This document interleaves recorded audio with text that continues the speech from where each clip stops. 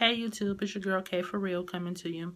Coming to you about something serious today. I know all my conversations are real, but this is real serious. So recently, unfortunately, it happened on a situation where a 40-something-year-old male was entertaining a young girl who was under 12. And from my understanding, what I know so far is it was supposedly just text messages, but I don't know the content really of those text messages. However, I just wanted to point this out for parents. Like at the end of the day, my summation on that is there's nothing that a 45-year-old man can communicate with a child about if they're not biologically related. And even if they are biologically related, if you're not their child's father, grandfather, or uncle, there's really nothing for you to talk to this child about at all through text message, period. There's just nothing to talk about. No matter how innocent or guilty you may be, it makes you look pedophilic. And a child over sexualized this day and age could be hot or fast or managed, whatever you want to consider it. But at the end of the day, you have the responsibility as an adult to shut that down. So what you should have done is contact that child's parents and say, hey, this child contacted me, blah, say, blah, say. I don't know exactly how that happens, so I don't want to speculate. But what I am saying, parents, watch your kids.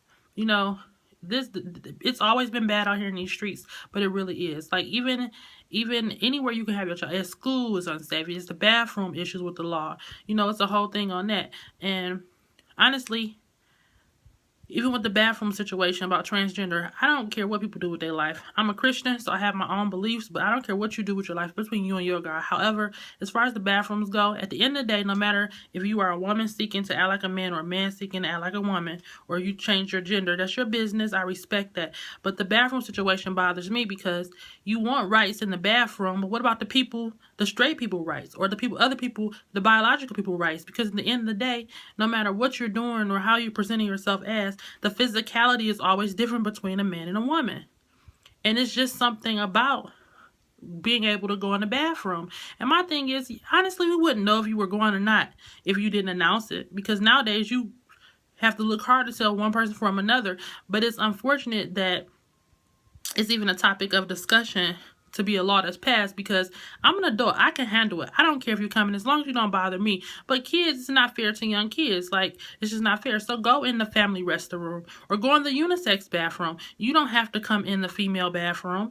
You know, it's not my business if you were born with a vagina or a penis or not. However, if you are coming in the bathroom, a female bathroom, dressed like a man, even if you are a woman, then right, you go to the man bathroom then. I wouldn't know either way unless I see your private parts. But at the end of the day, it shouldn't be an issue. It's not even for conversation. Half the time you wouldn't know who was coming. But it opens the doors for pedophilia, is I think the argument that people are having. I'm not saying people are more or less likely to be pedophiles. I'm just saying that it's even a stupid debate, because no one really would know who you were going to the bathroom. If you are living as a transgender person, more than likely you are dressing according to the sex that you identify with. So I don't even understand why it would be a topic of discussion, because why would we know that you were going to the bathroom or not? It don't even make sense. We waste energy on things that don't make sense. But what I was saying initially about that story, you have a responsibility as an adult not to deal with a child. It doesn't make any sense. This day and age makes no sense. Parents, watch your kids, no matter where they go. You can't even have your kids going to the bathroom in churches now, because all types of people are all types of places. Watch your kids. It's your responsibility, no one else's. It was recently a case in, I believe it was Detroit, that a 13-year-old boy was murdered because of $75 that a man who, I heard he was drunk, on the news, dropped the money. I don't know if like the boy picked up and he was going to give it to him. He was going to keep it. I don't even know if the boy had a chance to even try to do any of that. All I saw on the video is the man grabbed the boy by the back of his like neck or shirt collar, and they caught that at the liquor store on the corner.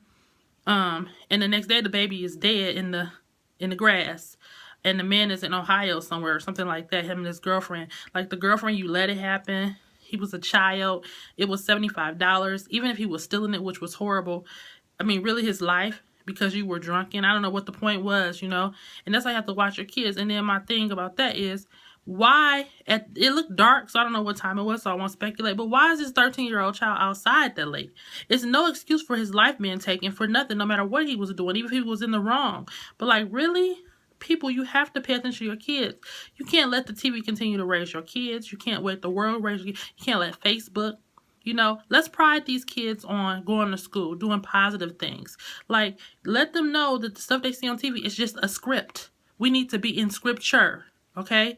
Because at the end of the day, whether you're a Christian or not, we are living in the last days. You know, the world, you can look at the world and tell that it's different now. And I just wanted to come on here and be my 100% self with you all. Like, real talk, we need to tighten it up as parents, because you can say, oh, I didn't know and all this, but at the end of the day, once your child is violated, I couldn't even imagine. I thank God I didn't experience nothing like that as a child. I don't know what that would do to your psyche. But once your child is violated, though, what can you say? Oh, I didn't know. That's why you have to be on top. If your child changes all of a sudden, the attitude changes, grades changes, the posture changes, the dress changes. Your child wants to be in their room all the time now. They never come in the family gatherings. They don't want to go anywhere. Like, you need to pay attention to that something, because something happens. Everything is a telltale sign, tall tale sign. So to that end, I say to you all, please watch these babies, because they are our future. And just because they seem like smart people and they seem so smart, they are smart, but they are very weak-minded and impressionable. And that's what people who prey on people do. They prey on the weak-minded, you know. Lastly, I want to leave with this. This is a horrible case that I heard about this guy who was doing work, supposedly a false missionary, and he was actually in a foreign country and was arrested for engaging in sexual activity with a 6-month-old baby. The baby consequently died because he had raped her. And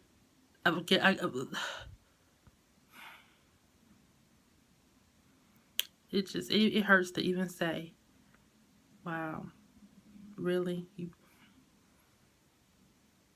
I don't even believe in corporal punishment, but really, a baby? You can buy sex.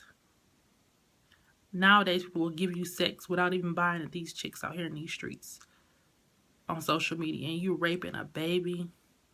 A baby, though? Disgusting.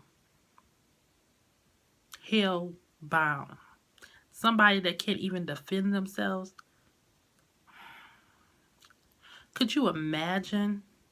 As a grown woman, I can't imagine being violated. But a baby? Like, you have to be